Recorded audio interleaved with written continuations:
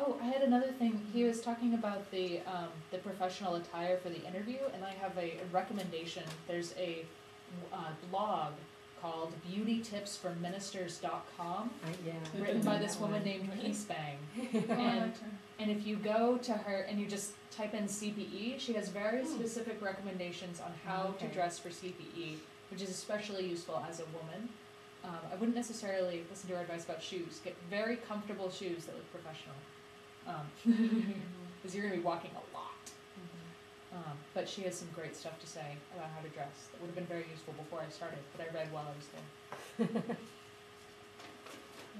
I just like to say, like, think of more about like what ministry you feel called to. Like you said, you were called to trauma ministry, and I wasn't sure that I wanted to work with children, but I was open to it, and I ended up being placed in a skilled nursing facility, and I had a orthopedics unit at the main hospital, and it was a really good balance for me because once a week I'd have my crazy on-calls where I was responding to emergencies, but the rest of the week I was working with people who had, got a new knee or a new hip, and were starting kind of a new life. So my ministry was different in a way that it wasn't the end of life. This was a new beginning for them, but then I was at other part-time in a skilled nursing facility where they were going to be spending the rest of their life there. And I actually got to lead an interfaith worship service for them once a week. So that was a really neat experience. Yeah, so so just think about, maybe what you want to learn more about. And I would say too, being a UU, a Unitarian Universalist, can actually be a great advantage, because generally speaking, there aren't a whole lot of us for one, so you tend to be diversity. And we tend to be much more comfortable with doing things like interfaith worship.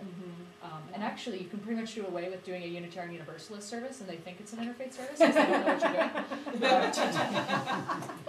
I think I was reading like a Buddhist quote in the beginning, and someone in my worship thought, "When are we starting church?" It's interfaith. So yeah, it's true. I have a question. I've heard people talk about verbatims. What exactly is a? It's the worst thing to ever happen. No. Actually, kind of, yeah. I loved it. Really? Yeah. It depends on personality. You're like, well, oh my gosh, yeah.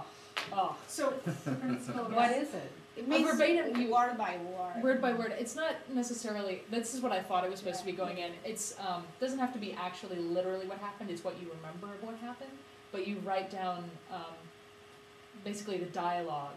And so you give the background of the incident, the dialogue that happened, and then you analyze it, and then you sit in the group and go through what happened. And in my group, that meant, so did you say that because you hate your father?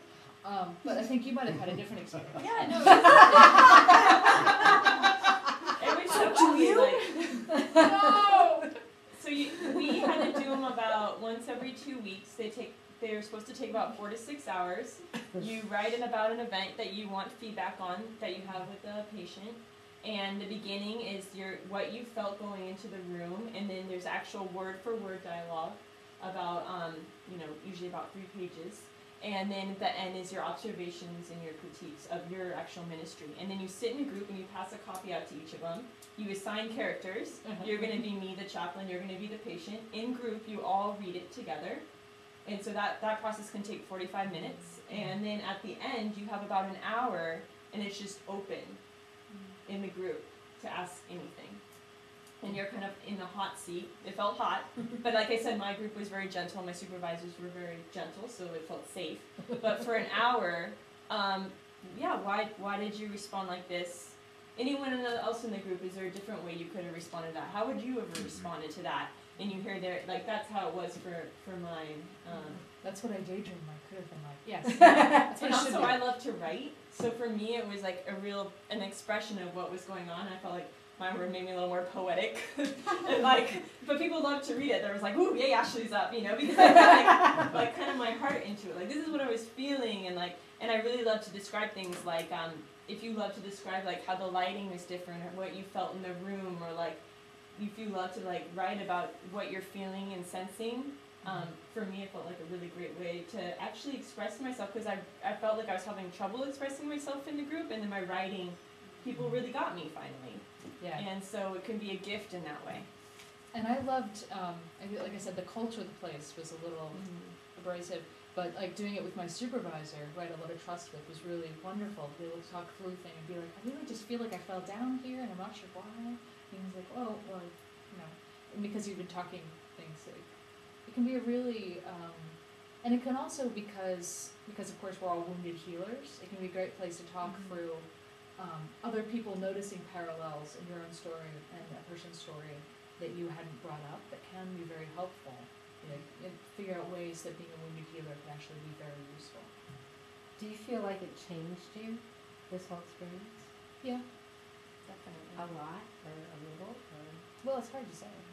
It's still pretty new. I mean, Well, for me, I mean, I came to grad school to be a chaplain, so I came in knowing that's what I wanted to be, but I never did the work. So for me, it just made that more clear for me, and it was hard work, but it was like my work I want to do. And so for that, it felt, for me, I felt fulfilling, I felt passionate, I felt like, yes, this is what I want to do, and so in that way, like, knowing I was on the right path. But I can think, even if you didn't want to be a chaplain, you learn so much about yourself, and if anything, you're supporting others who are suffering. How could you not have, and even if you're, I mean, you'll learn, though, the thing that we need the most is just to be present. So just to be present in someone with pain, like, they're never going to not regret that experience. And not, there's no way to go through that and not be transformed. And not be Right. transformed to be there. And so it's really beautiful. Yeah, I mean, like you said, you're gonna learn wherever you go. I regret not asking more questions, but I definitely had some intense, deep learning that happened. And the great thing about it for me is I went in sort of to, like I said, I wanted a trial by fire. I wanted to see if I could do this, and I had the same thing. You had the very deep yes coming out of it, and so then going into things further, very much fired up with that sense of yes, I can do this. Yes, this is my calling. And also, I think some new, like, deep things that I'm really passionate about. Like, of course, I've always cared about healthcare, but now I've actually seen people dying because our system has abandoned them, and that gives me a new depth of passion for that kind of work. Also a whole new source of anger. So yeah, I think that's. But like I said about the living situations too, and making sure that really, like, that you have set your calendar clear if you're doing it during the summer. Don't try to do other things, and make sure whoever you're staying with understands that. I think my family really anticipated that I was going to be up for, like, frolicking family time, and were a little disappointed when I came home and collapsed every day. So making sure that that's in there, and maybe trying to build in some ways to get some time outside, a little bit of exercise in a way that's not going to stress you out more. Because the health, like, I got sick several times during the summer, and learning goals too. You can set self-care as a learning goal. Yeah, that would be a great learning goal. That was one of my learning goals, and it's the one I failed at. It's actually explicit in my thing. One of Caitlin's learning goals was self-care, and she failed.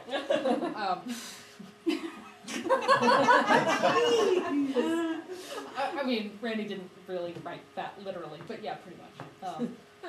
So yeah, that's and like I said, the university hospital I found was a great place.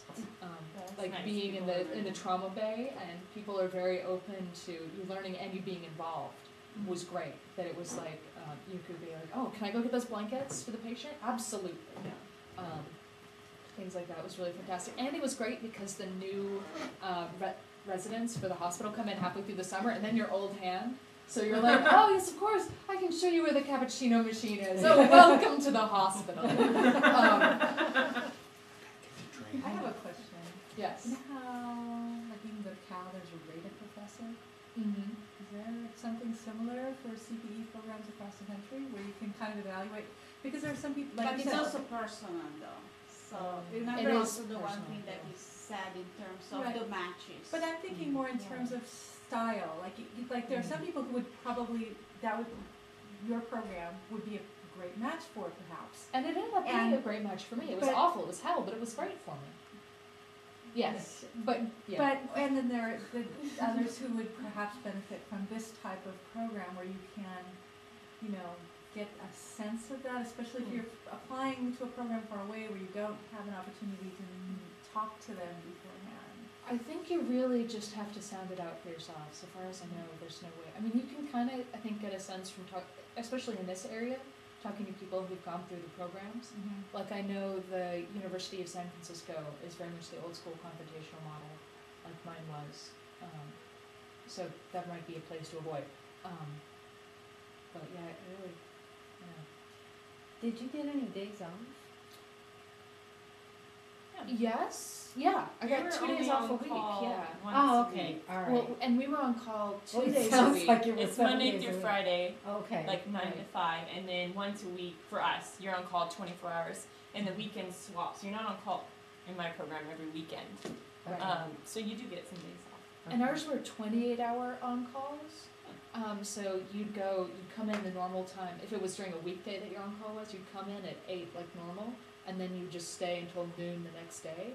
And then if you were on at the weekend, you'd come in, well, Saturday was the one time it was actually 24 hours. You'd come in at 8 and you'd leave 8 the next day. And if you came in on Sunday, you'd come in. But if you were on Sunday, for example, you got Friday and Saturday off. So did they have places for you to sleep in the hospital? Or- Yes, okay. we had an on-call room. For my situation, like they're all different, we just had to respond within 30 minutes to the page. So I was able to go home when I'm on call and I get the page and I was less than 30 minutes away, get up, get dressed at 2 a.m. and go to the hospital. Okay. Right, but because our pages would go off so frequently, Yeah. and because we were level 1 trauma Which center. shows the difference Yeah. in what you want to look for. Do you want to be up all night or do you want And then, and I have to say, I loved on-calls. Yeah, I love phone calls too. Like, especially staying in the hospital, because it was like, it was your hospital. Because once everybody else went home, like, you were the chaplain. And it was cool. It was like being captain of your own ship. Like, you know, you knew everyone who was there. By the time you left in the morning, you'd been present for everything that happened that night. You'd been connected to the hospital as a whole, and it was the one time when you could kind of go wherever you wanted. So you're like feeling a little down, so you just go play with the preemies or whatever. I've been on call before. It's actually kind of cool. Yeah, it's kind of, I like you don't know what's going to happen. And Yeah, and like, I mean, the trauma bay was like my favorite place too. I just thought it was really cool to be there. So the times when I only got an hour of sleep, maybe I wasn't enjoying it quite as much. But most nights I'd actually manage to squeeze out like 6 hours in like 2-hour chunks.